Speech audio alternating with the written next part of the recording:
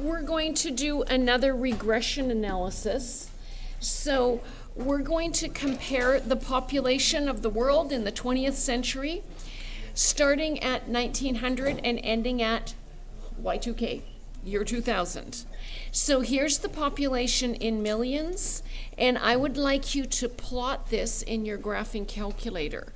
So common practice, we could start by using, so this is list 1, this is list 2, aka here's your X values when you graph it, and here are your Y values. However, we often start, when we've got something like this, with saying, we're going to say in 1900, time is 0, time is 10, 20, 30, all the way up to 100. And it just, you can see it's just a transformation. Rather than looking at your graph starting when time is 0, we're looking at our graph starting when time is 1900. And we're only looking for the 100 years. So use your editor, your equation editor, and get this info into your calculator. Okay, for those of you at home, you guys just go ahead and do that. This is what you're going to be doing. You're going to your stat button, option 1, edit, up to your list, and you can clear it so that you can start fresh. And then I'm just going to enter in this data.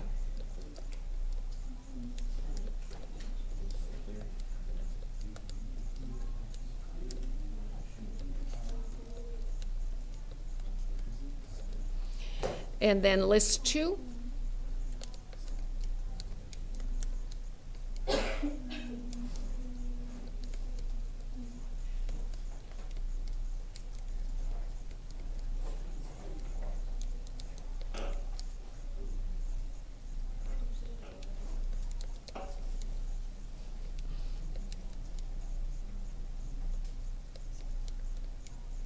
Oh my goodness.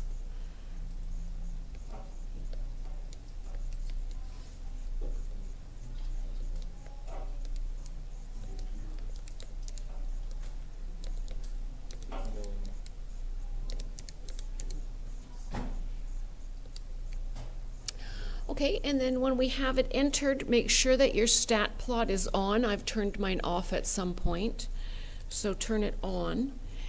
And then here, I guess I want to clear out my graphs, and then set up your window so that you're going to see that data. So my time is starting at 0, and I'm going up to the year 2000. Sorry, this time is starting at 0, and I'm going up to 100.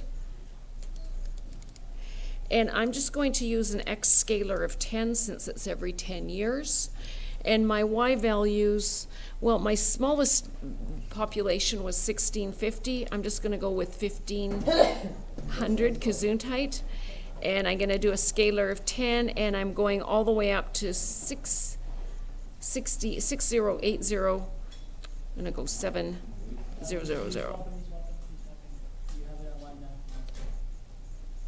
Okay, and when that happens, you're saying I've got a problem in... Oh, thank you. So my min... No, your Y max and Y scale. Your scale 7,000. Yeah, okay, I got it.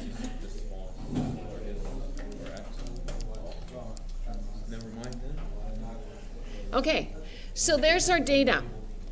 So when we look at that data, can we all agree that that's not a linear function we're looking at?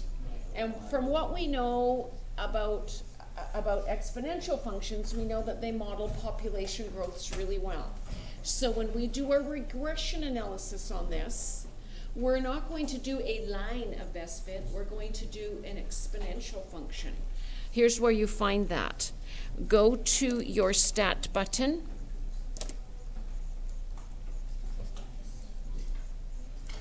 And scroll over to your calc menu.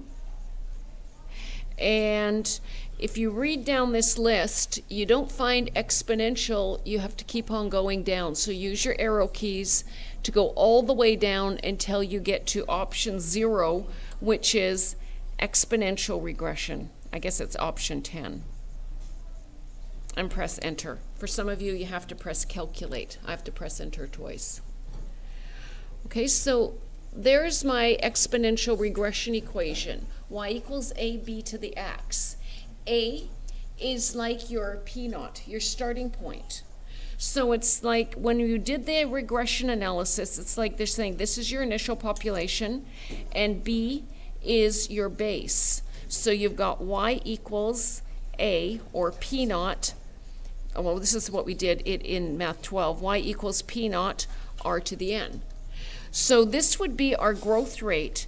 If it's saying that the base is 1.0373, what approximately is our growth rate? At what percent is this population growing?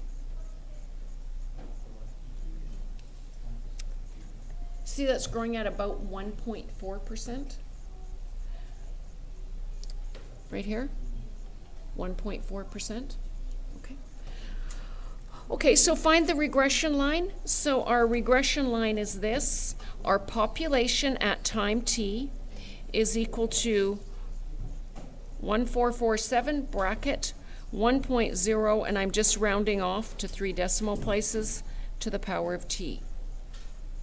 Okay, and remember how we could get our calculators to graph that? Let's put it in our notes one more time.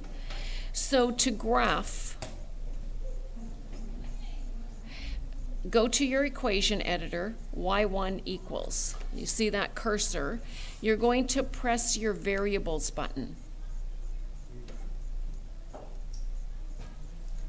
And then you're going to go down to option 5, which says statistics. And then you're going to scroll over twice to equation and choose option 1, which is your regression equation. And it just copied it in there for me. So now when I graph it, I can see that exponential growth, my line or my function of best fit. And if you look at a little analysis of that, you can see that it's above your points in this part, and then it comes below the points after. So if you are going to extrapolate, would your extrapolation be above or below the actual? Below, yes. If you were interpolating in this area, would your regression give you an answer above or below the actual? Above. Okay, so then let's solve a word problem here. A half-life. Half-life of strontium is 25 years, meaning that this particular isotope, strontium-90, in 25 years, half of it will decay. So we start with a sample with a mass of 24 milligrams. Let's write an equation for the mass at any time t that remains. So we're looking, what will be the mass at time t? Well, this is like a growth decay problem. We're using this formula, A equals P naught R to the little t over big T. Can you identify your P naught? It's your starting point, 24. What's your rate? Well, we're looking at a half-life. That's telling us the rate is a half. And at any time t, so little t is our variable, and we divide it by the length of the half-life. What is the length of the half-life? Right there, 25 years. That is your capital T. So an equation for the amount of strontium-90 remaining at any time t. So if you have to answer a question like this, where you're given time, you're just filling in for the variable t. Find the mass remaining after 40 years, so t is 40.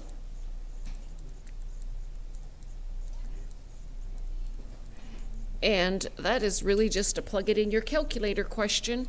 Would you all do that right now and make sure that you're using your brackets on your exponent correctly?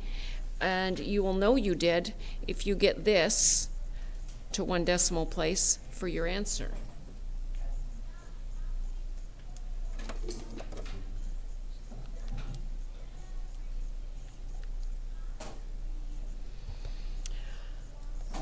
Okay, so 24 bracket 0.5 to the power of bracket 40 over 25. And we should be getting 7.9178. 9170, sorry. Okay, so the next question is different because now it's asking you to find time. That is, like, find the x variable. When you know the mass, you know the y value. So if the mass is 5 grams, we have this problem. 5 is equal to 24 times 1/2 to the little t over 25. And now the variable is in our exponent. How do we solve a question like that? Logs. But before you log, you need to isolate the exponential. Remember, you can't say 24 times 1/2, 12. Why not? BEDMAS, you would have to do the exponent before the multiplication. So rather, let's isolate our exponential, divide both sides by 24. So we've got 5 over 24 is equal to 1/2 to the power of t over 25. Now what are we going to do to each side of the equation in order to isolate the t? We're going to take the log of both sides. Where'd that log come from? It's the inverse operation. Okay, why did we use log? Well, because the power law for logs tells us this exponent can come down in front. So I've got the log of 5 over 24 is equal to t over 25 times the log of 1/2. And if I want to isolate that t, then I'm going to multiply both sides by 25. So I've got 25 times the log of 5 over 24 is equal to t times the log of 1/2, and I'm just going to divide by the log of 1/2 at the same time. So plug that in your calculator and tell me what you get for t.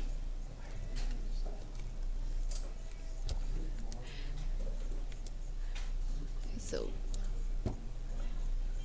25 times the log of 5 over 24, all divided by the log of 1/2, and I'm getting 56.58. Oh, sorry, 56, yeah, let's just say 56.6. And our units here, time, it's in years.